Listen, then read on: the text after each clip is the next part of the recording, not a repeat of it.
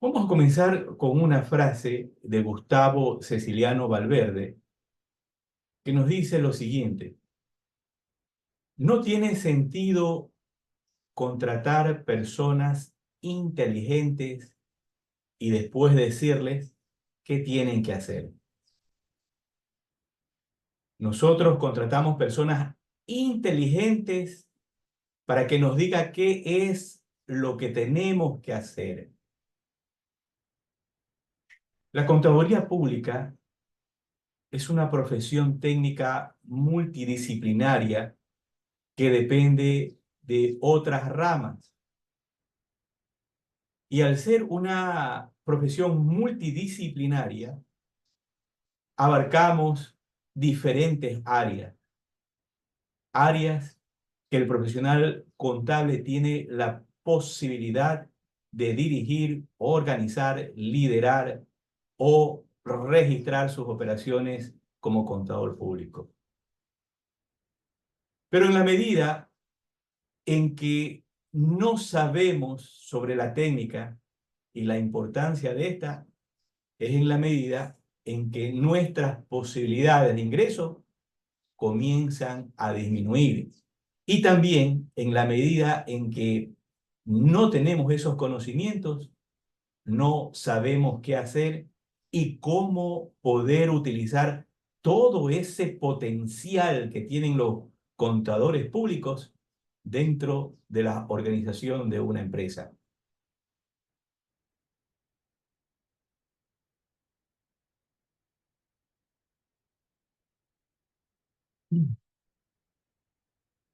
A veces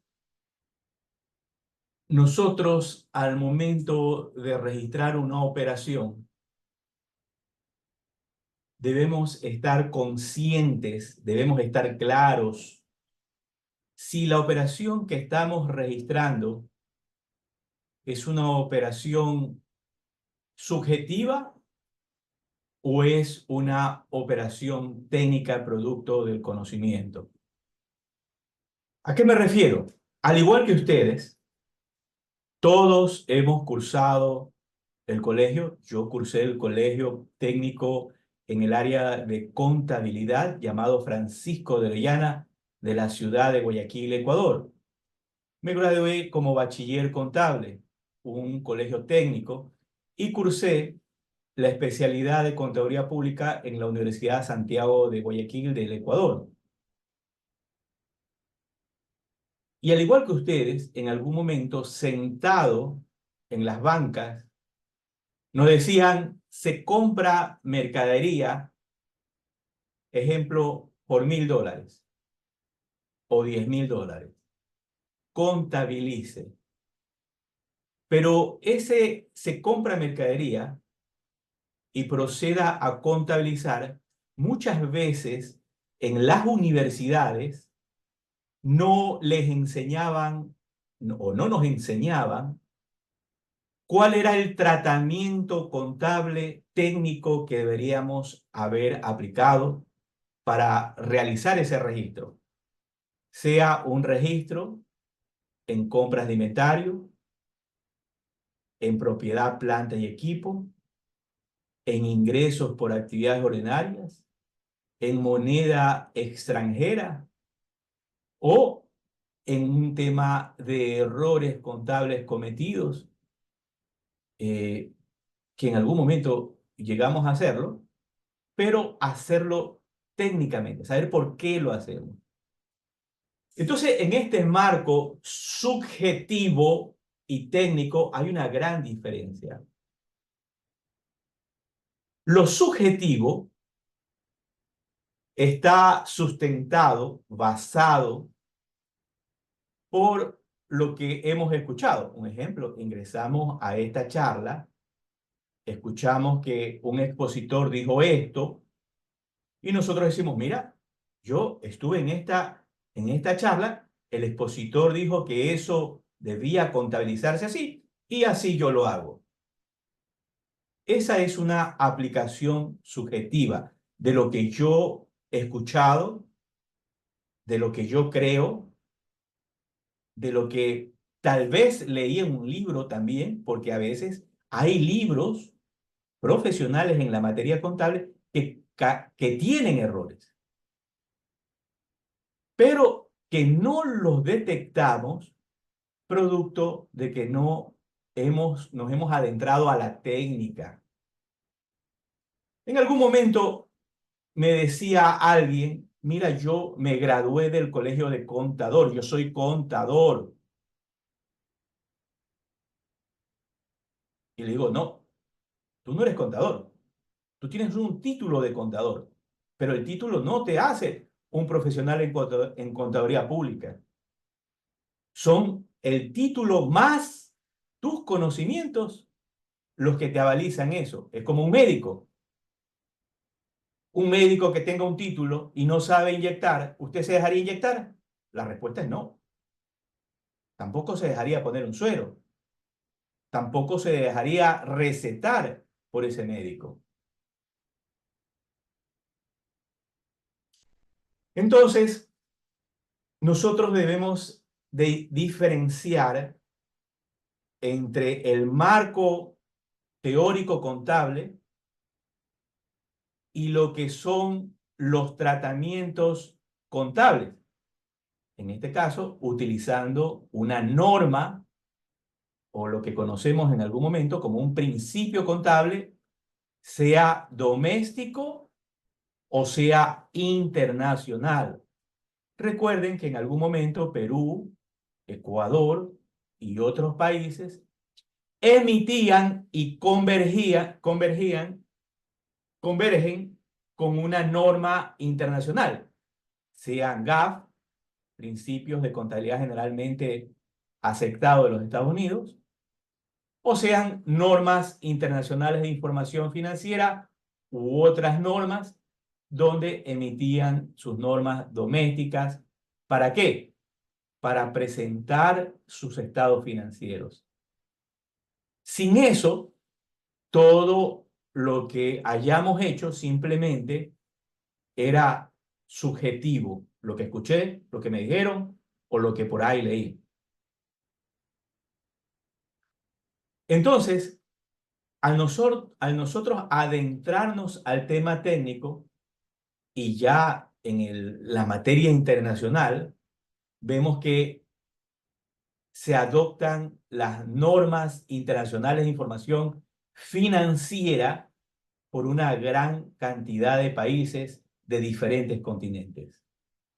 Entre esos Perú, Ecuador, Colombia y otros países alrededor. Por lo que ustedes y otros colegas que están conectados van a entender la información financiera que ustedes preparan siempre y cuando se haga técnicamente. Entonces, para que exista la técnica, nosotros debemos de conocer un sinnúmero de aspectos dentro del marco y el conocimiento técnico contable, en este caso de las NIF, como el caso de un arquitecto o un ingeniero civil que prepara una casa, que construye una casa, debe él preparar sus planos, al igual que nosotros. Para poder opinar sobre la empresa y la situación de la empresa, debemos preparar nuestros estados financieros, analizarlos para poder construir esos objetivos que tenga la empresa y poder explicarlo. En la medida en que nuestro pensamiento simplemente es subjetivo y no técnico, nosotros vamos a tener una diferencia en la presentación de la estructura de una construcción. Por ejemplo, la construcción A, la construcción B y la construcción C. ¿Con cuál usted se quedaría? Seguramente con la construcción C. Esas construcciones, figuradamente, podemos prever como la presentación de unos estados financieros. Un ejemplo, estados financieros que muchas veces Aló, sí. ¿Sí? ¿Una Ah, pregunta? sí, dime. Dime. Sí, aló. Aló. Aló. Aló, aló.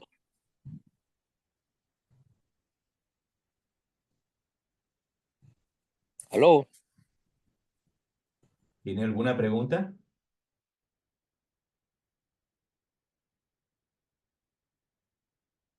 ¿Puedo continuar? Sí, puede continuar, disculpen. Muy bien. Entonces le decía, en la medida que tenemos esa construcción subjetiva, vamos a tener una construcción A y una construcción B, donde no nos va a permitir poder opinar técnicamente y decir con claridad lo que estamos presentando en esa información financiera. Es por ello que nosotros, para tener una construcción C en los estados financieros, debemos de tener esa receta correcta, porque caso contrario, se nos puede quemar el pollo. Luis me consultaba en algún momento, bien, ¿y qué tiene que ver esto de las políticas contables con el tema de la fiscalización? Un fiscalizador, cuando va a una empresa y va a revisar los estados financieros,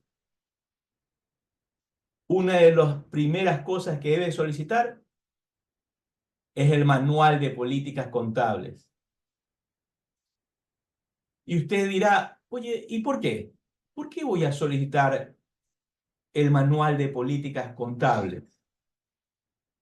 Ese pollo que usted ve ahí se puede cocinar de diferentes formas. Puede ser un pollo frito, un pollo a la barbacoa, un pollo hornado, etcétera, etcétera.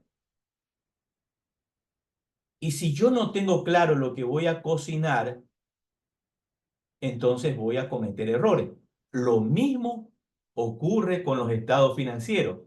El manual de políticas contables me va a decir con claridad cuáles son los tratamientos aplicados en esa empresa que voy a fiscalizar y cómo son elaborados, qué tratamiento aplica el contador para preparar esa información financiera y si los mismos son correctos.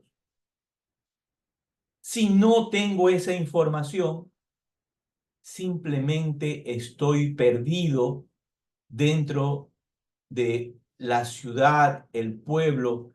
Ese mapa no me va a servir absolutamente para nada, porque en vez de orientarme, se me va a convertir en un laberinto.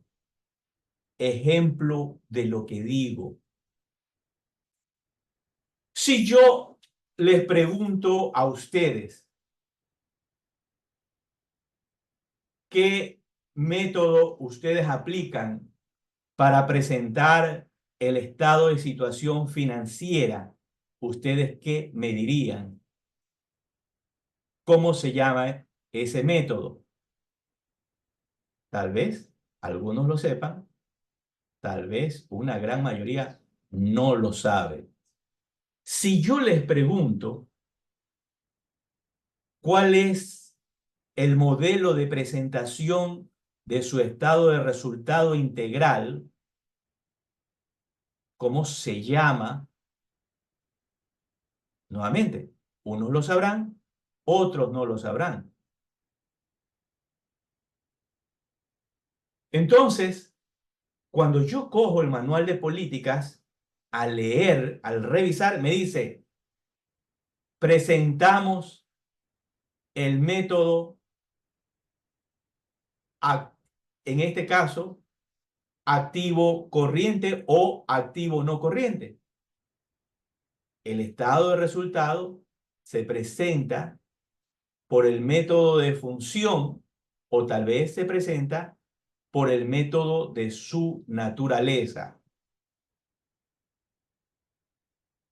Entonces ya ahí solamente, ya de entrada, estamos viendo cómo presentan esos estados financieros para que la información que me den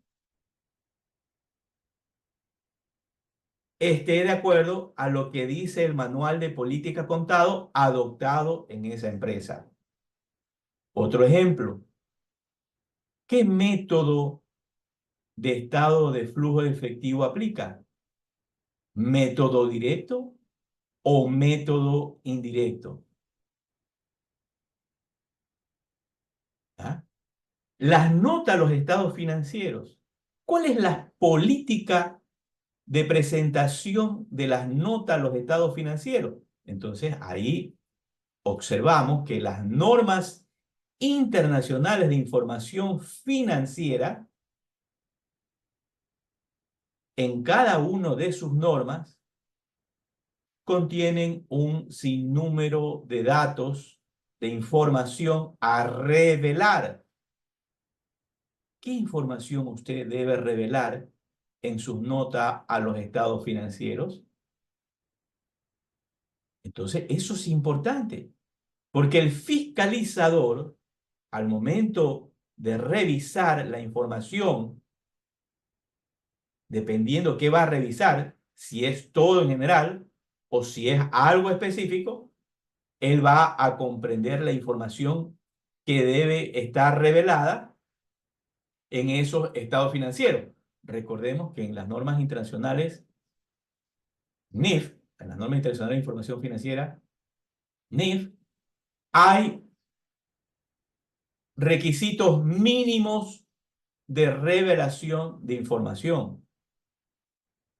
Pero la empresa puede ser que requiera otra información. Pero a veces, ¿por qué nosotros no nos damos cuenta de esto? Porque en la medida en que tengamos un entrenador débil, complaciente, simplemente dejamos de prepararnos. En la medida en que tengamos un entrenador exigente, drástico, duro, vamos a comenzar a ver con otros ojos la presentación de la información financiera. ¿A qué me refiero con esto?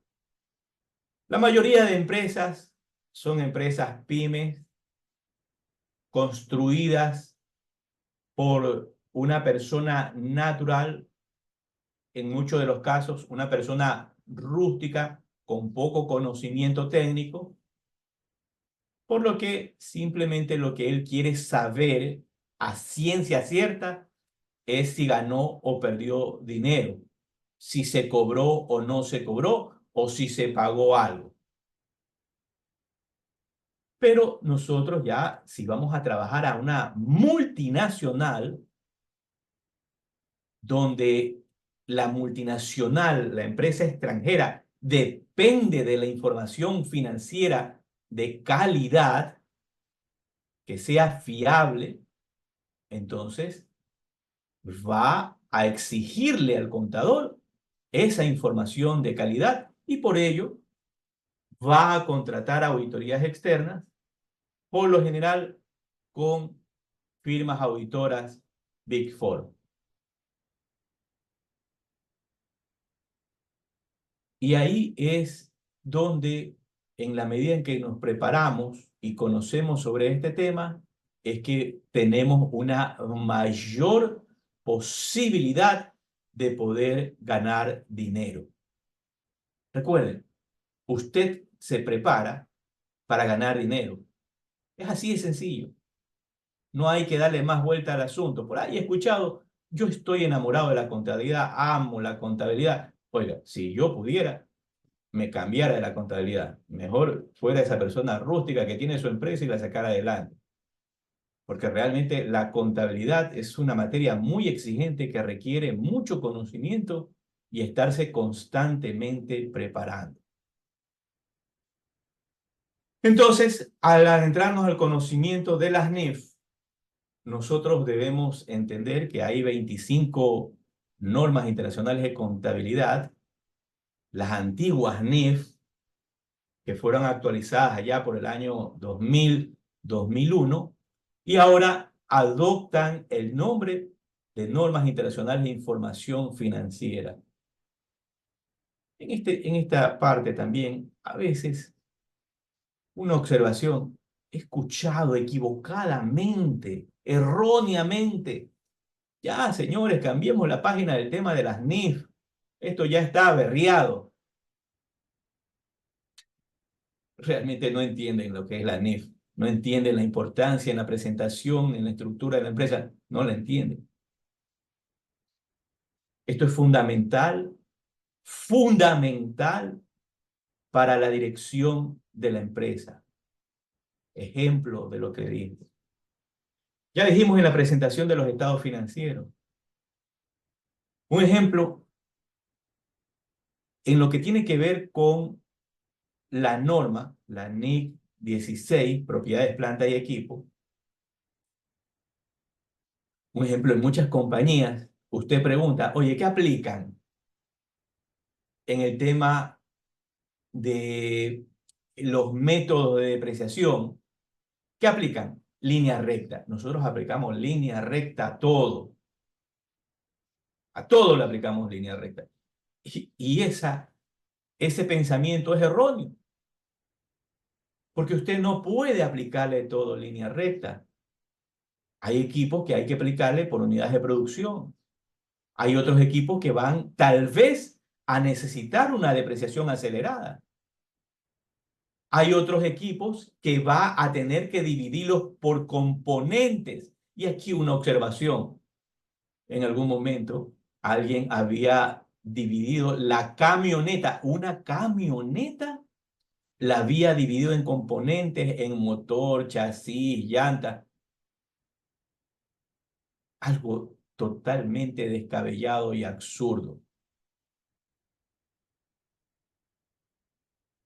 Cuando hablamos de dividir en componentes un activo, hablamos de dividir un activo cuando hablamos de un activo cualificado, una aeronave, una embarcación, una planta o una instalación industrial. Entonces, ahí es donde yo divido en componentes. Va a depender de la envergadura y la cualificación de esa propiedad, planta y equipo. O en el tema simple del inventario.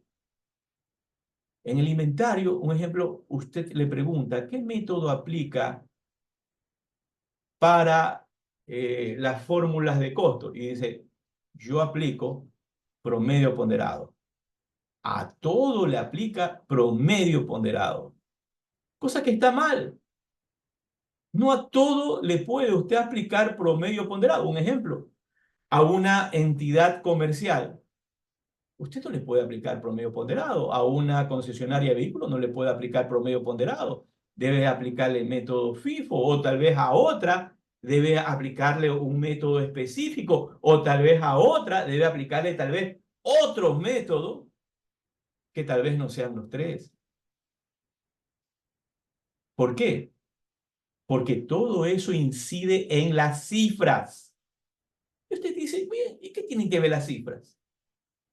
América Latina, América Latina no crece más allá de 1.5 o más allá de un dígito. No crece. No puede competir contra los chinos. No puede competir contra los europeos. No puede competir contra los gringos. Y cada centavo cuesta para poder competir con estos monstruos internacionales. Ahí es donde tenemos 3 libros, y estos 3 libros no es lo único que debemos aprender. Esto es a veces una pequeña parte. Yo le decía, el contador público. puede estar en diferentes áreas de la empresa en la medida de sus conocimientos y su visión.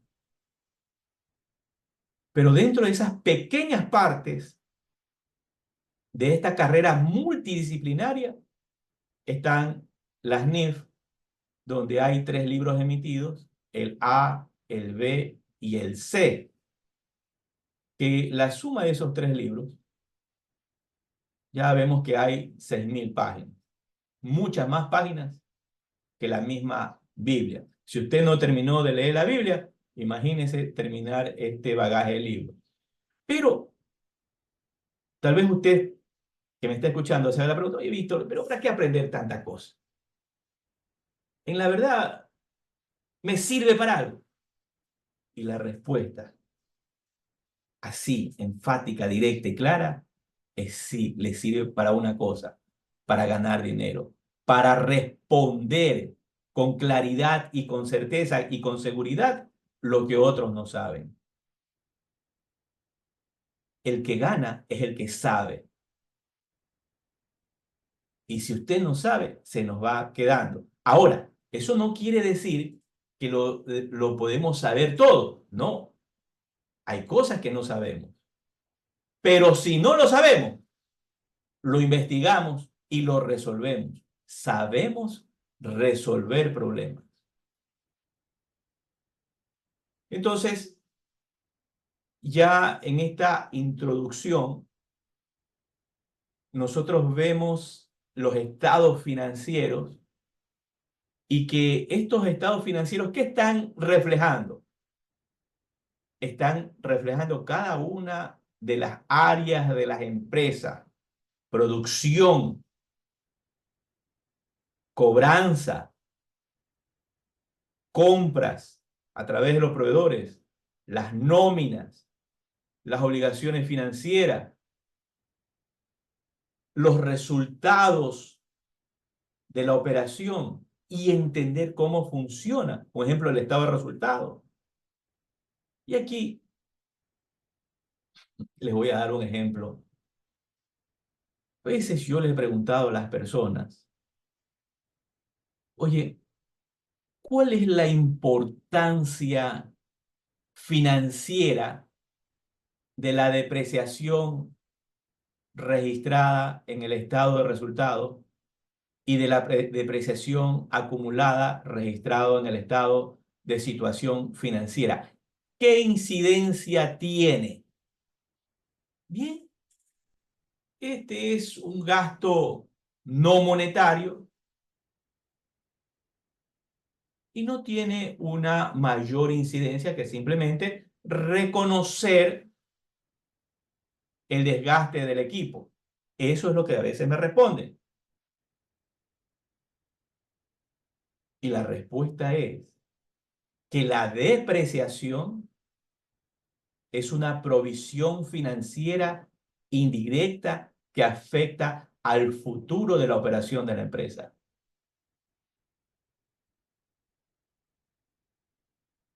Y usted seguramente se preguntará: no, no es financiera. Pero es financiera. Tiene un efecto financiero que afecta al futuro.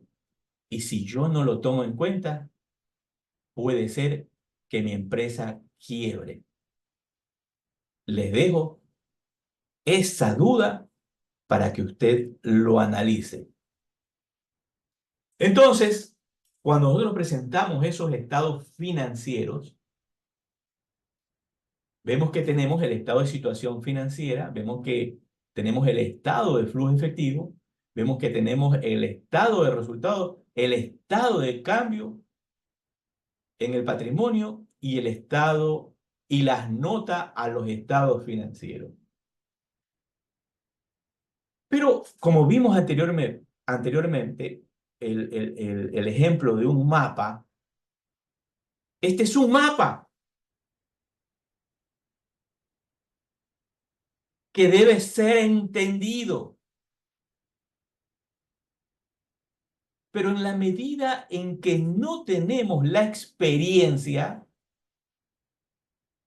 Y la experiencia, no solamente hablamos de una experiencia de años, sino que puede incluso ser una experiencia académica, donde usted ha leído, se ha preparado, ha visto casos y analiza los efectos de ese caso en el mercado donde usted opera.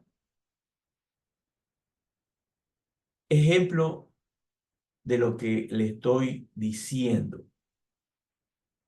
Un ejemplo sencillo. A veces yo les digo a mis colegas, ¿usted entiende las cuentas por cobrar? ¿Entiende por qué esas cuentas por cobrar han disminuido o por qué esas cuentas por cobrar han aumentado? ¿Entiende el efecto de esas cuentas por cobrar en toda la envergadura de la empresa y su efecto a cada uno de esos elementos financieros, tanto de activo, de pasivo como de resultado? Entonces, ahí, un ejemplo, yo les decía a ustedes, yo les decía en algún momento a los colegas, cuentas por cobrar. Vamos a suponer que las cuentas por cobrar en el año 2022 cerraron en $500,000 y en el año 2023 cerraron en $1,500,000. ¿Ah? $500,000, 2022, $1,500,000, 2023. Entonces, cuando yo me siento a revisar y analizar con detenimiento, porque la información financiera, ojo, la información financiera es un tema de análisis que requiere información complementaria. No es un tema así tan sencillo y fácil de analizar. Requiere su tiempo. Entonces, si yo me siento a analizar esas cuentas por cobrar, ¿por qué esa variación demasiado extrema cuando mis ventas, he revisado mis ventas y mis ventas no han incrementado, todo lo contrario, han disminuido? Yo digo, hey, ¿por qué se incrementó $1,000,000? El profesional inexperto podría aducir que la persona o el departamento encargado de las cobranzas no funciona, no sirve, y tal vez equivocadamente podría aconsejar que se retire a esa persona y se contrate a un personal nuevo. Pero esa es un análisis subjetivo. Pero un análisis técnico nos lleva a adentrarnos a la revisión de las cifras y al entendimiento de los procesos de la empresa. Y aquí una explicación. Muchos a veces no entienden el engranaje de esos procesos. ¿Cómo funciona ese principio y cómo llego a ese fin? A veces simplemente veo el fin, pero no veo el proceso, y tampoco a veces veo ese origen, ese inicio. Cuando yo me meto a los procesos y comienzo a analizar las cifras y entiendo la empresa, me doy cuenta de que el departamento de cobranza o la persona encargada de la cobranza no era el problema. ¿Y cómo sé que no era el problema ella? Porque he analizado, he revisado sus cuentas, me he reunido con ella, me he sentado con ella y le he pedido información.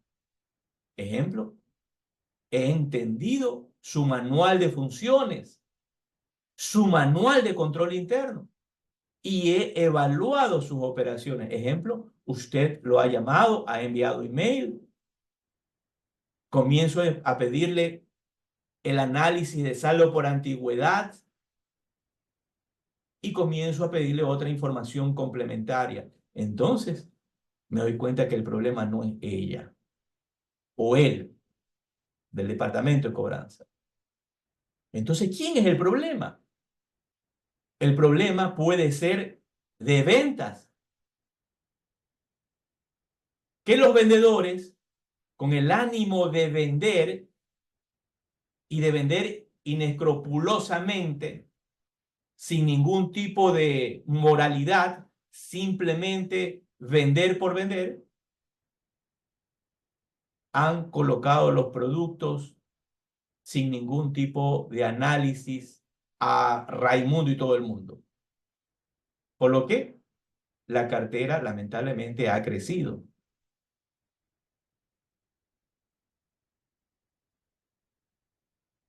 Otro de los ejemplos puede ser que no sea cobranzas, no sea el departamento de ventas, sino que sea producción.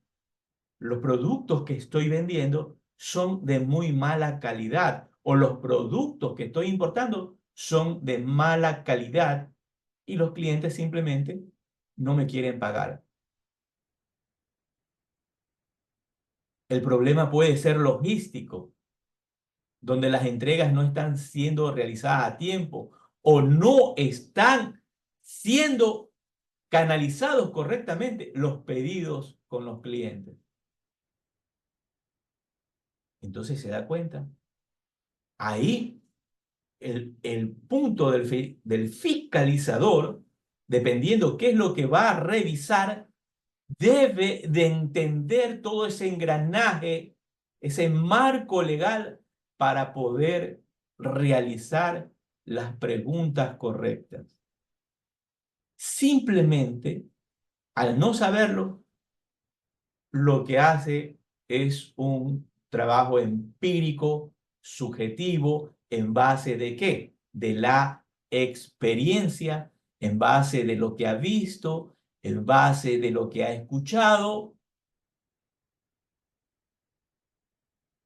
pero no con relación a aquello que ha aprendido técnicamente y aquello que lo ha aplicado y lo ha vivido. O sea, todo en un solo engranaje.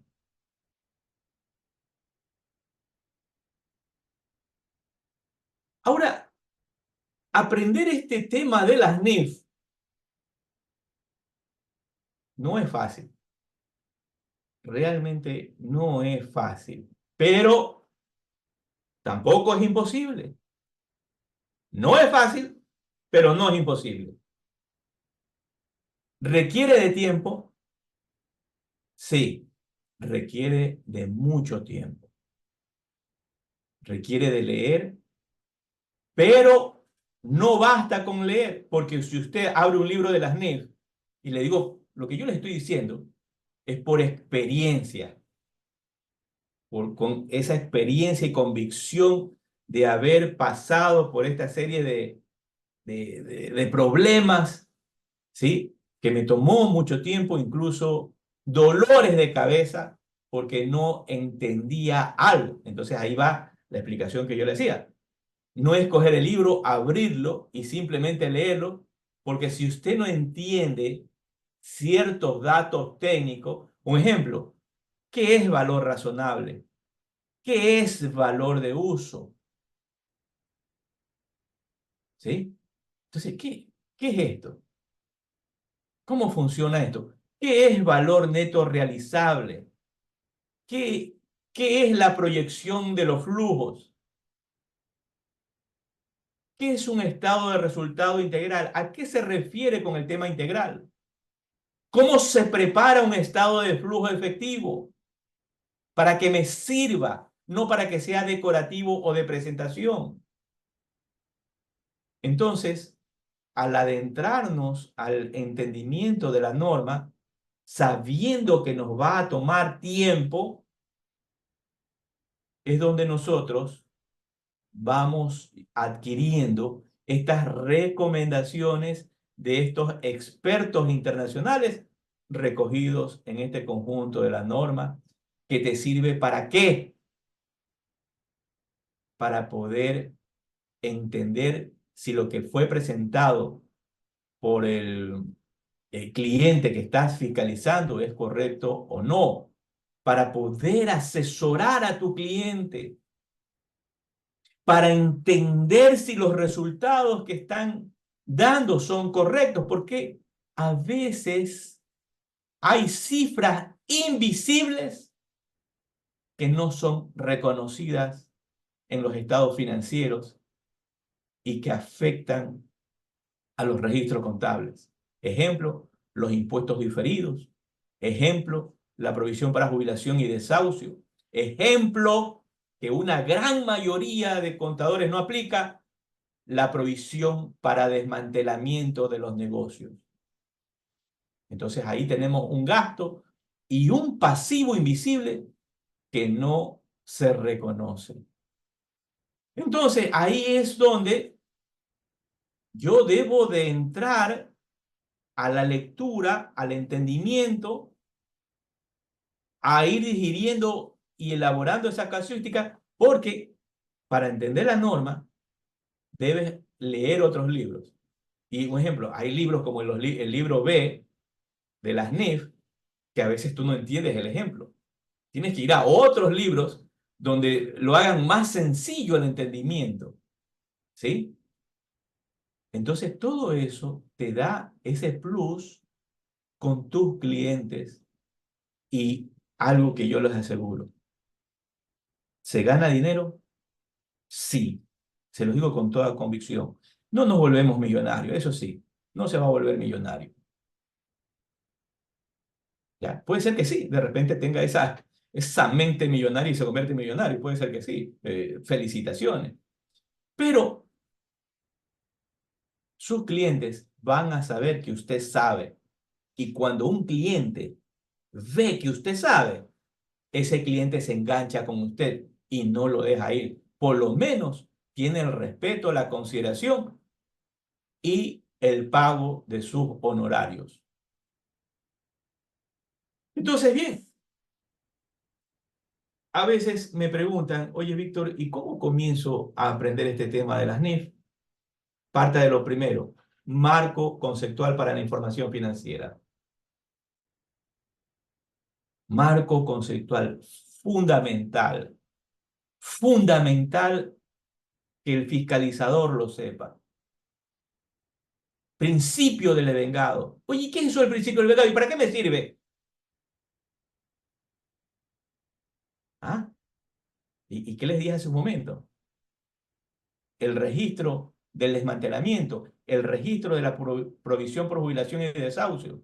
Había en algún momento, en una charla, algo decía, había un instructor viene y le dice, miren, ustedes no se hagan lío, ustedes registren cada 5 años la provisión por jubilación y desahucio y pare de contar. Me parece que escuchaba en la disertación de nuestra colega, en el tema anterior, algo de los gastos no deducibles. Había alguien en su momento, en una exposición, dijo, tal vez de forma desacertada y equivocada, le dijo a alguien, no se hagan lío, muchachos, creen la cuenta gastos no deducibles y envíen ahí todo aquello no deducible del impuesto a la renta. Y ahí lo mandan todo. ¡Qué error! Y eso se aplica en Perú, se aplica en Ecuador, a veces lo aplican en Colombia. Tienen en sus cuentas la pseudo cuenta gastos no deducibles. Gastos no deducibles del impuesto a la renta. Entonces, ahí viene lo que les explicaba sobre el marco conceptual. Que si yo entiendo el marco conceptual para la información financiera, yo no cometiera esa barbaridad. porque ahí habla de un tema, la uniformidad, la uniformidad. Y para saber sobre la uniformidad, debo de entrar a leerlo. La materialidad, las características cualitativas de los estados financieros. Ahora, atención a algo. El que yo diga esto no significa que yo me sé de memoria las NIF. No, ni usted tampoco. Yo tampoco lo invitaría a aprenderse de memoria las normas internacionales de información financiera. Es como, discúlpeme, es como a veces aquellos seres humanos que se aprenden de memoria la Biblia y dicen, el versículo tal, capítulo tal, te dice esto. En Proverbios, versículo tal, te dice esto. Y son unos diablos, son unos diablos. Entonces, ¿para qué te sirve aprenderte la Biblia de memoria si eres un diablo? Dime que no te lo aprendes de memoria y eres un hombre o una mujer que sigue los principios de Dios. Acá igual, no te lo aprendas de memoria, pero si entiendes la esencia. Ejemplo, yo leo la NIF número 2, remuneración basada en acciones. Yo entiendo eso, sé de qué trata. Y cuando yo tengo una operación relacionada a este tema, yo ya sé que me voy a la NIF número 2. NIF número 5, activos disponibles para la venta. Ah, ya sé para qué funciona esto. Yo sí sé, ya lo tengo claro, lo tengo clarísimo. Por tal motivo, cuando en mi empresa vayan a disponer de una propiedad, planta de equipo y esta se va a colocar para la venta, ya sé cuál es el tratamiento que yo debo de darle en la presentación de mis estados financieros o en la reclasificación que tengo que hacer.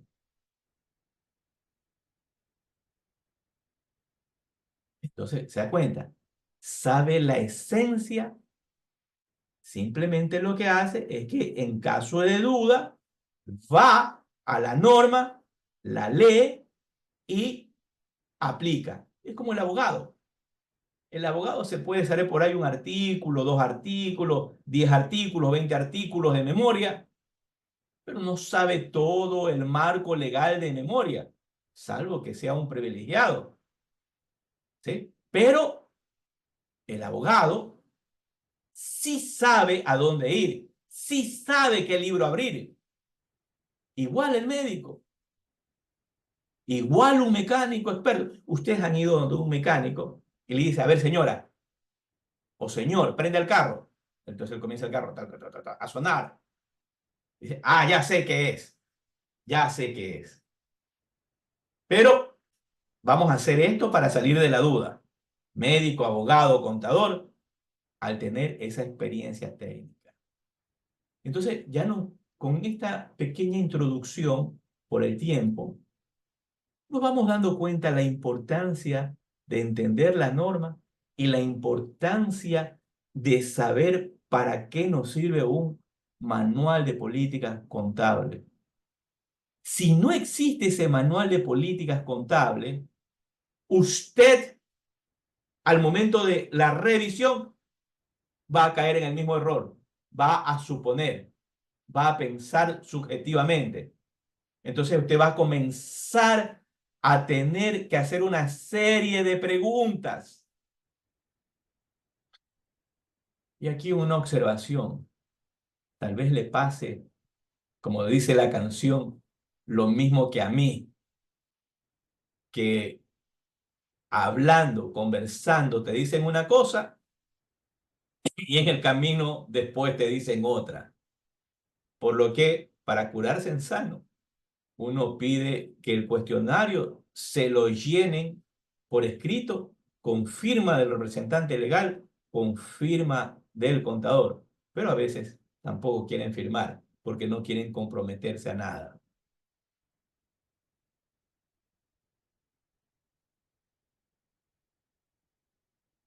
Ahora, tenemos las secciones de las NIC para las pymes. Recordemos que también debemos entender las NIC para las pymes, pero un buen colega mío decía, mira, las NIC para las pymes es el abecedario, pero sin las consonantes, solo las vocales. Es un resumen extra resumido de lo que son las normas internacionales de información financiera. Y aquí una recomendación que yo les doy. Tómenla o déjela. No se adentre solamente al aprendizaje de las NIC para las pymes, sino que aprenda las NIC completas.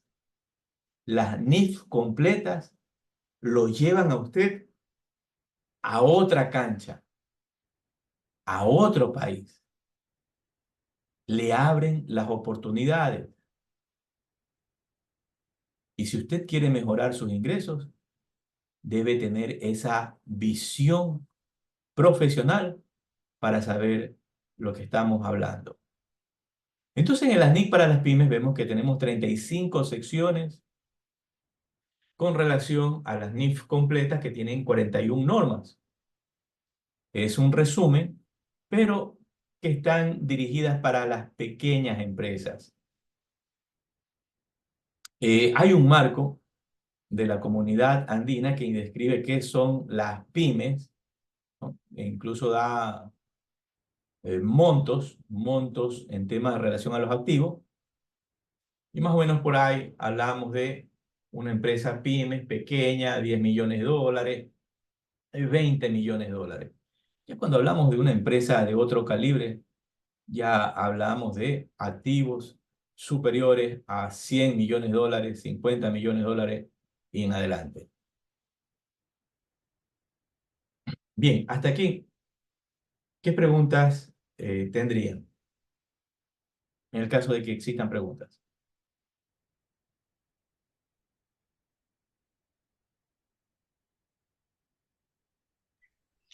Buenas tardes. Precisamente la pregunta que le quiero hacer es la incógnita que nos dejó con respecto a a la depreciación que tiene el efecto financiero y todo lo demás que conocemos. Muy bien. Bien, voy a proceder a responderle. Usted compra propiedad, planta y equipo por $1 millón.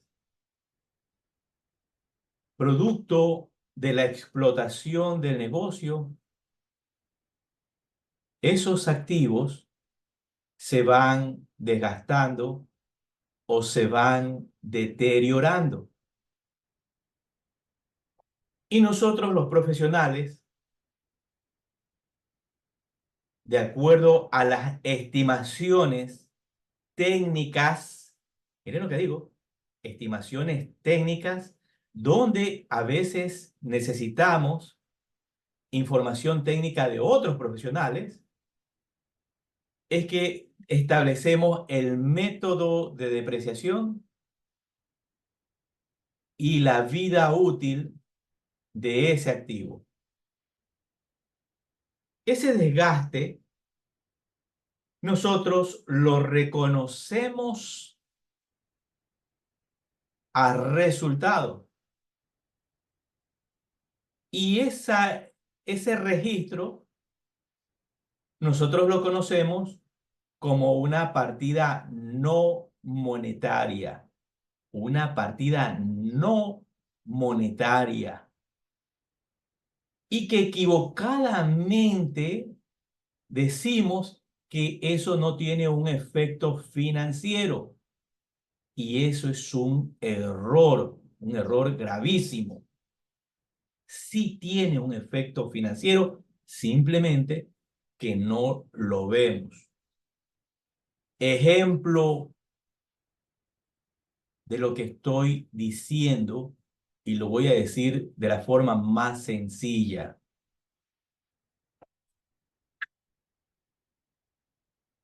Nosotros prestamos un servicio que nos ha generado 2 millones de dólares. Valor vendido de contado. Por tal motivo, en nuestro estado de situación financiera, en el efectivo y equivalente al efectivo, vamos a tener 2 millones de dólares. En el estado de resultado, vamos a registrar ventas por 2 millones de dólares. Hasta ahí se genera un margen de contribución de 2 millones de dólares. Pero si a esos 2 millones de dólares le complementamos un gasto, un único gasto relacionado a las propiedades, planta y equipo, donde propiedades, planta y equipo es X, y registramos un gasto de depreciación por 1 millón de dólares, nosotros vamos a generar una utilidad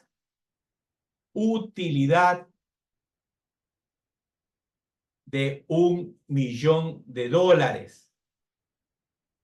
Ventas, 2 millones. Gastos, 1 millón de dólares. Utilidad, 1 millón de dólares.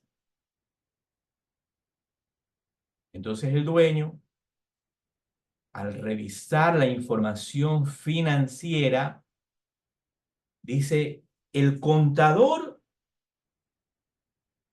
me presenta que tengo una utilidad de 1 millón de dólares.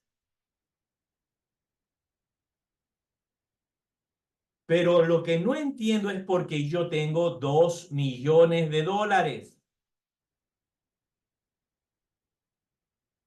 ¿O el contador se equivocó y presentó malas cifras? ¿O simplemente algo está pasando? Y la respuesta es que ese 1 millón de dólares que él está viendo ahí, el excedente que él está viendo ahí, una parte corresponde a las depreciaciones acumuladas que está implicando una provisión que tiene que hacerla, pero no la ve y no la entiende, de esos 2 millones de dólares para poder reponer esos activos en el futuro. Y que si no lo toma en cuenta, simplemente los va a consumir, va a pensar que los ha ganado, se los va a comer y en la línea del tiempo esa empresa no va a poder reponer los activos. Este ejemplo que yo le doy, estaba en una universidad acá en mi país y le estaba dando la charla y va un profesor en finanzas y dueño de 2 empresas y no entendía mi explicación y me dice, hasta que me discutió toda la charla. Pero después, al siguiente día que continuaba mi charla, me dijo, Víctor, tienes toda la razón. Y no me daba cuenta de eso. Conclusión del asunto, después de 4 años, quebró. Se dio cuenta a tiempo, pero no tomó las medidas.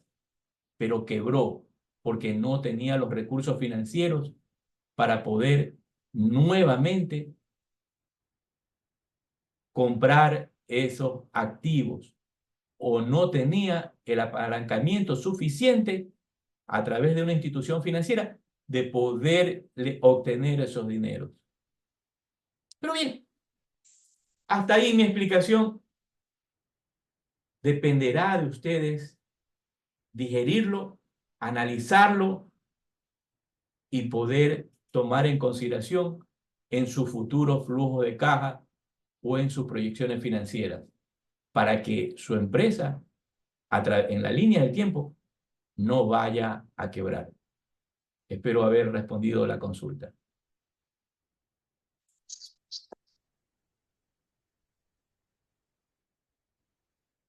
¿Hay alguna otra pregunta?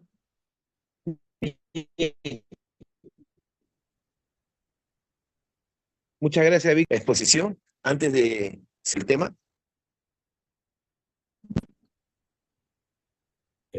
Sí, te escuché entrecortado. ¿Se me escuchó entrecortado? Sí, sí, sí, Luis.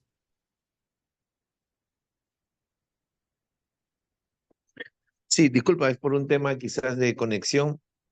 Estoy en la parte de la selva peruana y a veces hay acá problemas de conexión. Bien, no sé si hubiera alguna consulta a nuestro expositor.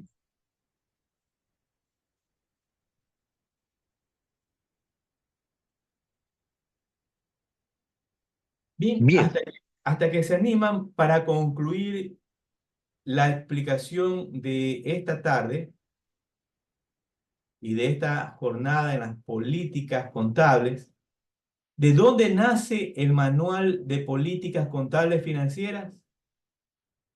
De la adopción de las normas. Entonces, para ello, requiere usted lo podría implementar si son unas NIC para las pymes, pero si usted tiene ciertas debilidades, necesita apoyarse de un profesional que conozca sobre el tema. Entonces, van adoptando qué normas van a aplicar, cómo van a presentar su información financiera y todo eso va a estar recogido en el manual de políticas financieras aprobado por la Junta General de Accionistas o la Junta General de Socios. ¿Para qué me sirve ese manual de políticas contables?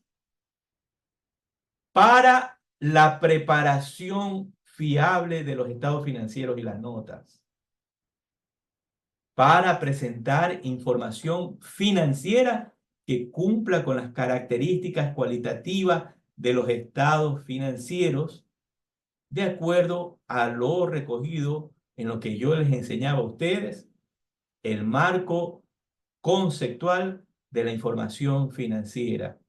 ¿Sí? Para eso les recomendé leer eso.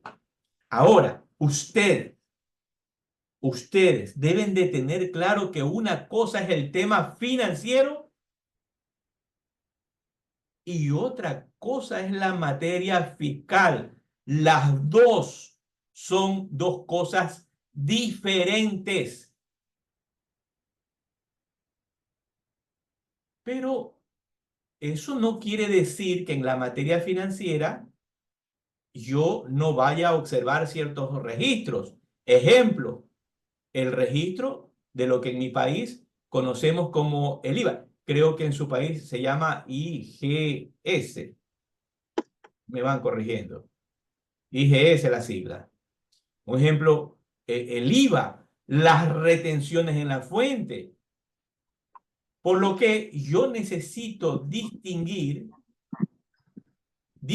la diferencia en el tema de las NIF y en la materia fiscal. Entonces, ustedes tienen un marco legal fiscal donde deben de preparar lo que en Perú también deben conocer ustedes como conciliación tributaria. Seguramente tiene otro nombre. En la conciliación tributaria van ustedes a presentar la divergencia entre la materia financiera y la materia fiscal. ¿Para qué? Para establecer su base imponible para el pago del impuesto a la renta, que se hace en la mayoría de nuestros países. Bien, hasta aquí sería mi exposición. Espero poder haber colaborado en esta tarde en aumentar o haber contribuido a su experiencia profesional. En lo que pueda colaborar, alguna duda, alguna pregunta, estamos a las órdenes.